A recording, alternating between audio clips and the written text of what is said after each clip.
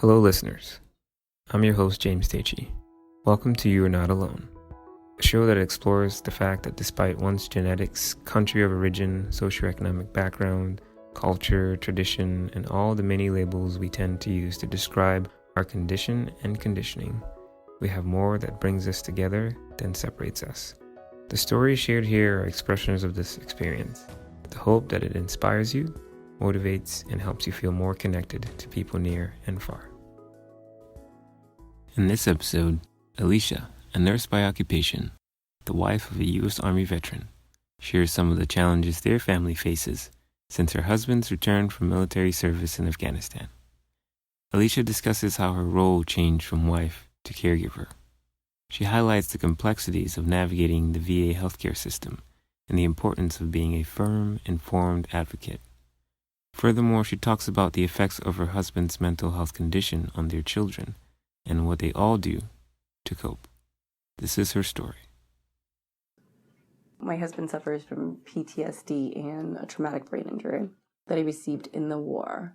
Stationed in Afghanistan, he was a truck driver, Army Reserve. He came home one day and was like, I want to join the National Guard. I think he was like 31. Before that, he worked for Stanley Tools. He worked full-time and then he did the National Guard. He was in the Guard for probably about a year and a half before he deployed. He had to operate a fuel point, and while operating the fuel point, he would fuel up trucks that came in. In this one particular instance, there was a backlash from the fuel being injected. It kicked back, smacked him in the head, and continued to dispense the fuel. He smacked his head against the wall, smacked his head on the ground, and then ingested the fuel. He was out for a while. They found him ingesting fuel. Nobody knows how long he was out for. That's what we know. I do know that there was an explosion, some belief of that during that explosion at some point, somehow he hit his head as well. He again was put right back to work the next day. Before he left, he was very interested in family. We did lots of family games. We played around. We laughed. We joked. So not overly social, but he was social. If a bunch of my girlfriends were at the house, he'd hang out there or he'd go out with friends. When he came back, that was, I think, the first thing that we noticed that changed. He wasn't as social. Didn't want anything to do with his friends. Didn't want anything to do with my friends. Big crowds, big family parties. We have lots of family parties. So he left in November of 2008 and came back in January of 2010. And then when he came back, he was different. Less social, very angry, easy to anger. Not as funny, depression. Looking back, I think there were a lot of little things that I can now identify were problems, whereas seeing them at the moment, I didn't identify them that way. I just figured it was part of the transition of coming back. He would go off to the store, which he was obviously, going to the store, something that you've done for a very long time. He'd go off to the store and then he'd have a list of things to buy and then he'd come back and he'd have nothing with him. Instead of saying I couldn't find my way, he'd get really angry and just be like, well, I didn't feel like going. Or I decided I didn't want to go. And he came up with a bunch of different excuses. They were quite clever. It made him sound quite lazy versus having a problem or admitting to the fact that he couldn't get to the store less than 2 miles away. As we went along, there were lots of little neurological things that I noticed. Hand movements that were just off, dropping things. Depression was pretty quick to pick up on because he wouldn't leave his bed. Didn't want to shower, didn't want to get up, didn't want to move, didn't want to eat. So those were obvious signs, and then there were some smaller ones, like not making it to the store. Well, pretty obvious now. There were a lot of fights and arguments between us at that point, and there was actually even a separation. There was a lot of anger on his part when he came back. All of a sudden, from having this person that wasn't necessarily, I wouldn't say gentle, he was easier going, not as quick to anger. Then all of a sudden, I'd have holes in my wall. When he first came back, he suffered from migraines. He still does suffer from migraines. It's typical of a TBI, so he didn't have the diagnosis when he first came back because nobody really knew. We had this problem where he had a significant headache. He was shaking and trembling. So the VA has an emergency room in West Haven. We drove all the way from Marlboro to West Haven, which is a very long way to drive in order to get somebody at the hospital. The second that we got in there, he was seen by the emergency room staff, and within 5 minutes of the emergency room doctor seeing him, she said that she felt like he was med-seeking. This is somebody that could never touch drugs before in his life, never smoked pot, doesn't really drink or anything like that. A lot of guys, when they come home, they do look for drugs and alcohol. And so that's one of the things that we kept encountering over and over again, was that whenever he was in pain or asking for help, people would just assume that he naturally wanted some type of drug. It took a long time. It's a fight with the VA, a nail clawing, constant fight with them. We got him the right doctors eventually. Doctors that didn't understand him or couldn't understand, I wouldn't allow them to see him anymore. And we would switch out doctors. We got him diagnosed with a traumatic brain injury, which explained the migraines, which then explained the other pains that he was having as well.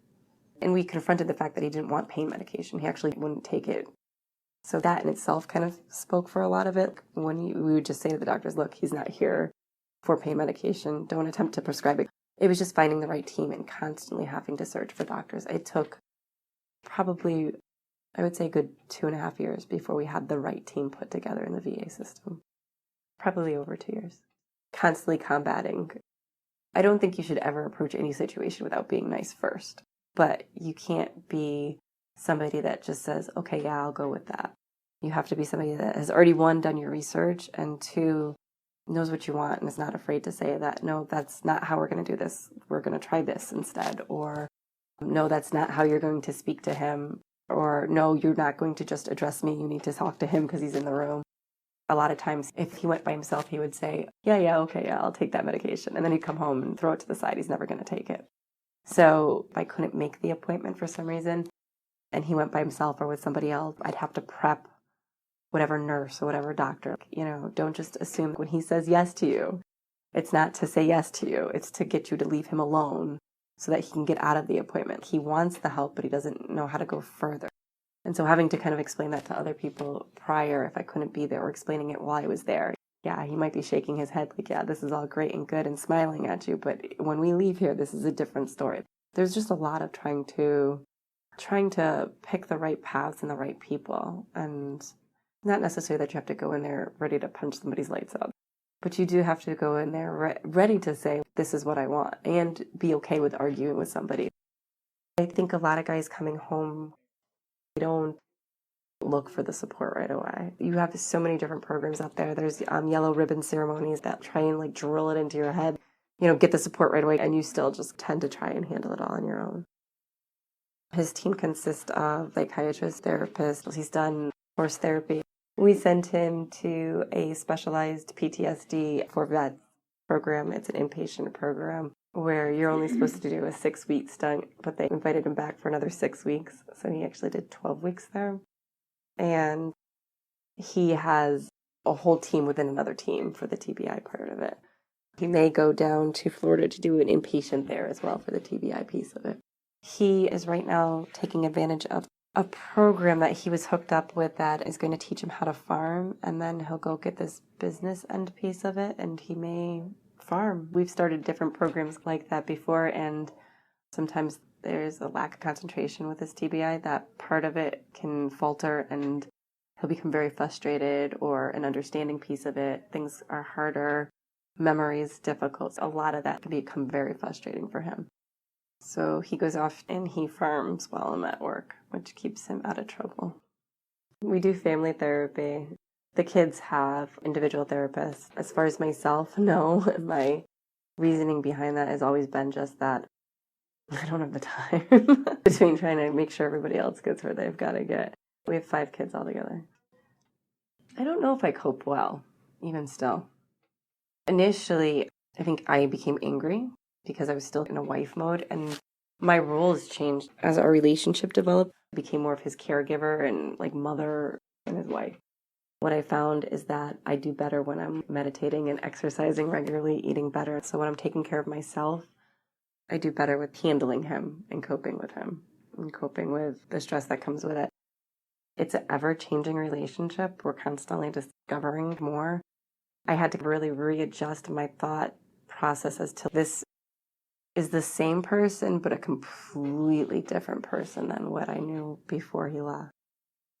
I think initially for all of us, there was a little bit of shame. And I don't know where that came from, but there was this fear of it affecting the family, affecting the kids, because we have so many kids and the kids are young. And there's this element potential violence that floats through the air in our household. And even still, like, everybody understands that there's these triggers that could easily send somebody into like this nastiness.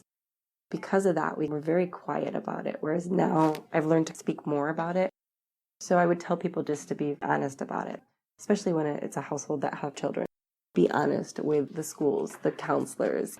I think the more that people know what's going on, you have more eyes on your children, you have more people watching to make sure everybody's okay. And the same thing with outside support. When I cope with things, I tend to push people away and turn inward towards myself.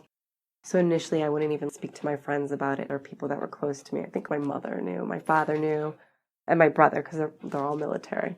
So that was easier to kind of explain it to them versus just my quote-unquote regular friends. So there was this initial reaction to push people away versus letting them know and not having that initial support. My kids are very independent. I was a single mom, and then like we were also a military family, so you've got to be able to pick up after themselves. My kids all know how to cook. Even the 3-year-old will jump up there and try and help me cook. They all have chores, so chores have to be done by the time I get home. My 14-year-old starts the prep for dinner, then I come home. We complete dinner, we clean up together. Right now, because it's warm, we go down to the lake, probably paddleboard or kayak. My husband will join us. That's a new thing. Before, to get him to go down to the lake, it wasn't something he ever wanted to do because of the amount of families that were there. We still go in the evening, so there's not that many there, so I think that that's an easier thing, but he'll even go busy during the day or Saturday, Sunday, or there's supposed to be fireworks at the lake today, and he'll actually go and do that, whereas before he never did fireworks. He still doesn't do the homemade fireworks like the big M80s that can set him off, but he'll go and look at like the fireworks in the sky. So there's been a lot of growth, I think. We're not stuck where we were. I live and breathe for my children to give them that semi-regular life. I mean, it'll never be perfect because I don't think there's such a thing as a perfect, happy home, but it won't be like that, like 2 kids, a dog, and a, picket fence. They're my motivation. They're the reason I do come to work. They're the reason why that we do keep the family together. Because most military families, they're not together anymore. So, that's it. Thanks for listening to this episode of You're Not Alone. Your positive feedback is appreciated, so please like, comment, and share. To keep up with coming episodes, please follow us on Facebook, SoundCloud, and iTunes. Stay tuned for more to come.